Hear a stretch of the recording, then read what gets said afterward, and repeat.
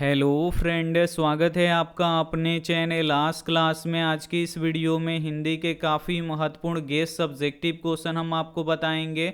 अगर इस guest subjective question को पढ़ लेते हैं तो इसी में से आपके फाइनल बोर्ड परीक्षा में आएगा, ये हमारा गारंटी है। तो एक भी प्रश्न आप लोग इसकी मत कीजिएगा। वीडियो को प्लीज़ आप लोग शुरू से लेके अंत तक देखिएगा, और वीडियो को अभी तक आप लाइक नहीं किए तो लाइक कर दीजिएगा, और चैनल को अभी तक आप सब्सक्राइब नहीं किए हैं तो चैनल को सब्सक्राइब करके साथ में बेल आइकन को ऑल पे दबा लीजिएगा, ताकि जब भी लाइव क्लास हो तो आपके पास नोटिफिकेशन पहुंचता रहे। और अभी तक आप हमारे व्हाट्सएप ग्रुप में नहीं जुड़े हैं तो ये हमारा व्हाट्सएप नंबर है 87 89 73 7304। इस पर आपको बोलना है कि सर मुझे ग्रुप में जोड़ दीजिए, तो हम आपको ग्रुप में जोड़ देंगे। तो आइए शुरू करते हैं पहले नंबर प्रश्न से। तो पहला नंबर प्रश्न है कि लखनऊ और रामपुर से बिरजू महाराज का क्या संबंध था। काफ़ी महत्वपूर्ण क्वेश्चन है ये आपके बोर्ड परीक्षा के लिए। यहाँ पे आपको बताना है कि लखनऊ और रामपुर से बिरजू महाराज का क्या संबंध था। तो आइए इसका उत्तर देख लेते हैं। लखनऊ में पंडित बिरजू महाराज का जन्म हुआ था, जबकि रामपुर में उनकी बड़ी बहनों का जन्म हुआ था। बिरजू महाराज हमेशा रामपुर में नृत्य प्रस्तुत करने के लिए जाते थे, और उनके पिताजी रामपुर में 22 सालों तक रहे थे। तो यहाँ पे आपसे प्रश्न पूछ रहे हैं कि लखनऊ और रामपुर से बिरजू महाराज का क्या संबंध था। तो लखनऊ और रामपुर से बिरजू महाराज का बहुत ही अभिन्न संबंध था।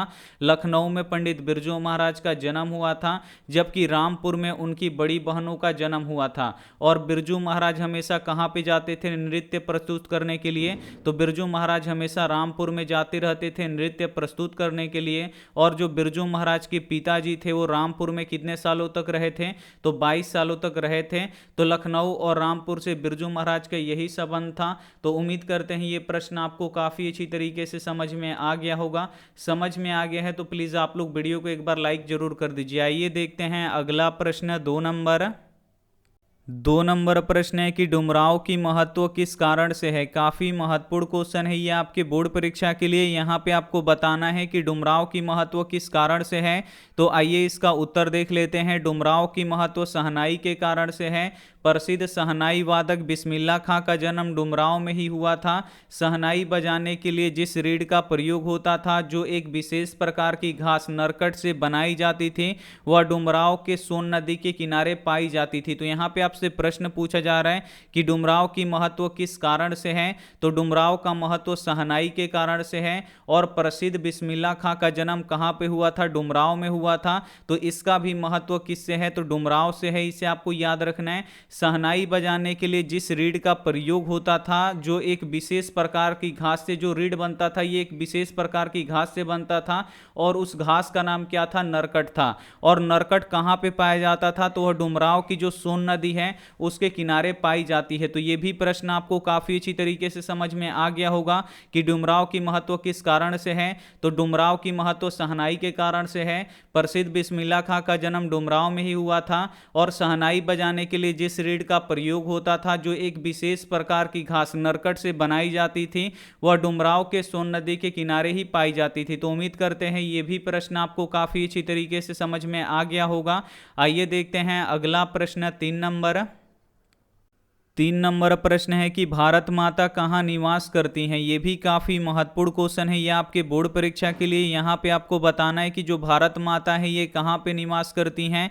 तो आइए इसका उत्तर देख लेते हैं। कविता के प्रथम अनुच्छेद के अनुसार भारत माता ग्रामवासिनी हैं। भारत माता का यथार्थ चित्रण किया गया है कि भारत माता का शरीर श्यामला है, धूल भरा मैला आंचल है, गंगा यमुना के जल आंसू स्वरूप हैं। ग्राम छवि को दर्शाती हुई भारत माता की प्रतिमा उदासीनी है। तो यहाँ पे आपसे प्रश्न पूछा गया है कि भारत माता कहाँ की निवासिनी है। तो जो भारत माता है ये कविता के प्रथम अनुच्छेद में बताया गया है कि जो भारत माता है ये ग्रामवासिनी है। ग्रामवासिनी का अर्थ क्या होता है कि जो भारत माता है ये गाँव में निवास करती हैं। भारत माता का यथार्थ चित्रण किया गया है। भारत माता का शरीर श्यामला है। जो भारत माता है इनका शरीर कैसा है, श्यामला है, यानी हल्का सांवले रंग का है। इसे आपको याद रखना है। धूल भरा मैला आंचल अंचल है। अब यहाँ पे देखिए भारत माता का अंचल कैसा है, तो भारत माता का अंचल धूल भरा और मैला है। गंगा यमुना के जल आंसू स्वरूप है। और गंगा जमुना का जो जल है ये कैसा है, तो गंगा जमुना का जो जल है ये आंसू स्वरूप है। यहाँ पे देखिए ग्राम छवि को दर्शाती हुई भारत माता की प्रतिमा उदासनी है। तो यहाँ पे आपको ये भी प्रश्न काफी अच्छी तरीके से समझ में आ गया होगा कि भारत माता कहाँ निवास करती हैं, तो भारत माता गांव में निवास करती हैं। और भारत माता का कैसा चित्र प्रस्तुत किया गया है, तो यथार्थ चित्र प्रस्तुत किया गया है, जिसमें भारत माता का जो शरीर है ये श्यामला बताया गया है। और भारत माता का आंचल कैसा है, तो धूल भरा और मैला है। और गंगा यमुना का जो जल है ये कैसा है, आंसू स्वरूप है। तो उम्मीद करते हैं ये भी प्रश्न आपको काफी अच्छी तरीके से समझ में आ गया होगा। आइए देखते हैं अगला प्रश्न 5 नंबर। 4 नंबर प्रश्न है कि धर्मों की दृष्टि से भारत का क्या महत्व है। काफ़ी महत्वपूर्ण क्वेश्चन है ये आपकी बोर्ड परीक्षा के लिए। यहाँ पे आपको बताना है कि धर्मों की दृष्टि से भारत का क्या महत्व है। तो आइए इसका उत्तर देख लेते हैं। भारत प्राचीन काल से ही धार्मिक विकास का केंद्र रहा है। यहाँ धर्म के वास्तविक उद्भव एवं उनके प्राकृतिक विकास का प्रत्यक्ष परिचय मिलता है। भारत वैदिक धर्म का भूमि है। भारत बौद्ध धर्म की जन्मभूमि है। पारसियों के जरतुष्ट धर्म की यही शरण स्थली है। इसलिए भारत धार्मिक क्षेत्रों में विश्व का अवलोकन करने वाला एक महत्वपूर्ण देश है। यहाँ पे देखिए प्रश्न आपसे पूछा गया था कि धर्मों की दृष्टि से भारत का क्या महत्व है। तो भारत प्राचीन काल से ही धार्मिक विकास का केंद्र रहा है। यहाँ धर्मों के वास्तविक उद्भव एवं प्राकृतिक विकास का प्रत्यक्ष परिचय मिलता है। और जो अपना देश भारत है ये बौद्धिक धर्म की भूमि है। और भारत बौद्ध धर्म की जन्मभूमि है। और बौद्ध धर्म का जन्म कहाँ पे हुआ था, तो भारत में ही हुआ था। पारसियों के जरतुष्ट धर्म की यही शरण स्थली है। इस तरीके से भारत धर्म के क्षेत्र में विश्व का अवलोकन करने वाला महत्वपूर्ण देश है। तो उम्मीद करते हैं ये भी प्रश्न आपको समझ में आ गया होगा। आइए देखते हैं अगला प्रश्न 5 नंबर। 5 नंबर प्रश्न है कि लक्ष्मी के व्यक्तित्व पर विचार करें। काफी महत्वपूर्ण क्वेश्चन है ये आपके बोर्ड परीक्षा के लिए। यहाँ पे लक्ष्मी के व्यक्तित्व पर आपको विचार करना है। तो आइए इसका उत्तर देख लेते हैं। लक्ष्मी एक दिनहीन महिला थी। लक्ष्मी कैसी महिला थी, तो लक्ष्मी एक दिनहीन महिला थी जिसके पति कलकत्ता में रहकर नौकरी करता था। और लक्ष्मी के पति कहाँ पे रहकर नौकरी करता था, तो कलकत्ता में रहकर नौकरी करता था। और लक्ष्मी के पति का नाम क्या था, तो लक्ष्मण था। वह जो पैसे भेजता था उससे बच्चों के साथ लक्ष्मी का भरण पोषण संभव नहीं था। और जो लक्ष्मण कलकत्ता में रहकर नौकरी करता था और जो भी पैसा होता था वो भेजता था, उससे बच्चों के साथ लक्ष्मी का भरण पोषण नहीं हो पाता था। उसके पास मात्र 1 बीघा जमीन था। और लक्ष्मी के पास कितना जमीन था, तो लक्ष्मी के पास मात्र 1 बीघा जमीन था। प्राकृतिक प्रकोप के कारण उसमें हल चलाने का भी पैसा बेकार जाता था। जब उसमें फसल बोया जाता था पैसा लगाकर, तो प्राकृतिक प्रकोप यानी बाढ़ और सुखाड़ के कारण वो फसल नष्ट हो जाता था। इसलिए यहाँ पे लिखा गया कि प्राकृतिक प्रकोप के कारण हल चलाने का भी पैसा उसमें बेकार जाता था। अतः तहसीलदार के यहाँ काम काज करके वह आजीविका चलाती थी। और जो लक्ष्मी थी यहाँ कहाँ पे काम करती थी, तो तहसीलदार के यहाँ काम काज करके वह अपना आजीविका चलाती थी। उसका बड़ा बेटा अच्युत, 2 बेटियां तथा एक नन्हा मुन्ना बेटा, और अपने स्वयं का भरण पोषण की सारी जिम्मेदारी उस पर थी। और लक्ष्मी पर देखिए कितना जिम्मेदारी था, उसका बड़ा बेटा अच्युत था, 2 बेटी थी और एक नन्हा मुन्ना बेटा था, और खुद लक्ष्मी था। इन सभी का भरण पोषण की जिम्मेदारी किस पे थी, तो लक्ष्मी पे थी। और उसकी परिस्थिति की जो उसकी पारिवारिक स्थिति थी वो बहुत ही दयनीय थी, यानी बहुत ही वो गरीब थी। तो यहाँ पे आपको समझ में आ गया होगा कि लक्ष्मी के व्यक्तित्व पर विचार करें तो लक्ष्मी एक दिनहीन महिला थी और उसके पति कलकत्ता में नौकरी करते थे। और नौकरी करके जो भी पैसा भेजते थे उससे बच्चों का और लक्ष्मी का भरण पोषण नहीं हो पाता था। और लक्ष्मी के पास कितना जमीन था, तो लक्ष्मी के पास 1 बीघा जमीन था। और जब 1 बीघा जमीन पे जब खेती होता था तो बाढ़ और सुखाड़ के कारण क्या हो जाता था, नष्ट हो जाता था। तो इससे भी दिक्कत होता था। अब यहाँ पे देखिए लक्ष्मी क्या करती है कि तहसीलदार के यहाँ काम काज करती है और उससे अपनी जो पैसा मिलता था उससे आजीविका चलाती है। और लक्ष्मी पर कितने लोगों का आजीविका चलाने का लोड है, तो यहाँ पे देखिए उसका बड़ा बेटा अच्युत, 2 बेटियां, एक नन्हा मुन्ना बेटा और फिर लक्ष्मी, इन सभी का भरण पोषण करने की जिम्मेदारी लक्ष्मी पर ही थी। और लक्ष्मी की जो पारिवारिक स्थिति थी वो बहुत ही दयनीय थी। तो उम्मीद करते हैं ये भी प्रश्न आपको समझ में आ गया होगा। आइए देखते हैं अगला प्रश्न 6 नंबर। 6 नंबर क्वेश्चन है कि मंगमा का अपनी बहू के साथ किस बात को लेकर विवाद था। काफी महत्वपूर्ण क्वेश्चन है ये आपके बोर्ड परीक्षा के लिए। यहाँ पे आपको बताना है कि मंगमा का अपनी बहू के साथ किस बात को लेकर विवाद था। तो आइए इसका उत्तर देख लेते हैं। मंगमा का अपनी बहू के साथ अधिकार को लेकर विवाद था। मंगमा को अपनी बहू के साथ किस बात को लेकर विवाद था, तो अधिकार को लेकर विवाद था।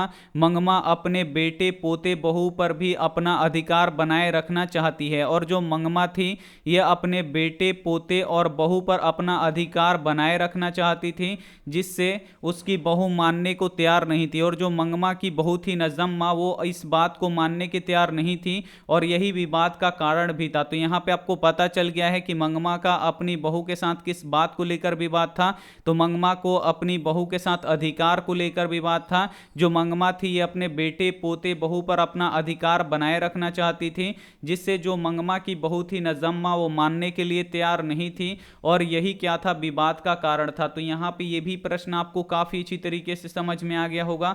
अगर समझ में आ रहा है तो प्लीज आप लोग वीडियो को लाइक कर दीजिए, और चैनल को अभी तक आप सब्सक्राइब नहीं किए तो चैनल को सब्सक्राइब करके साथ में बेल आइकन को ऑल पे दबा लीजिए, ताकि जब भी लाइव क्लास हो तो आपके पास नोटिफिकेशन पहुंचता रहे।